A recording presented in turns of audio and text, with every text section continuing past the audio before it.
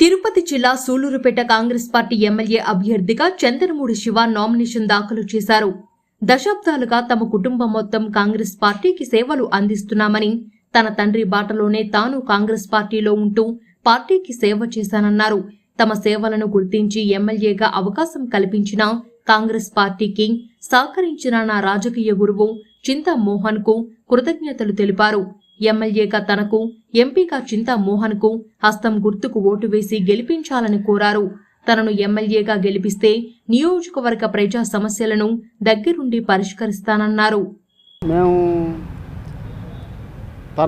తరాల వారీగా మేము పార్టీలోనే ఉంటూ మేము ఏ పార్టీకి పోకుండా అట్నే కొనసాగుతున్నామని మాకు టికెట్ ఇవ్వడం జరిగింది.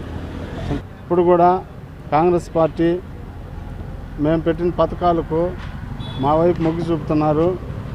ఇప్పుడు తప్పకుండా గెలుస్తాం.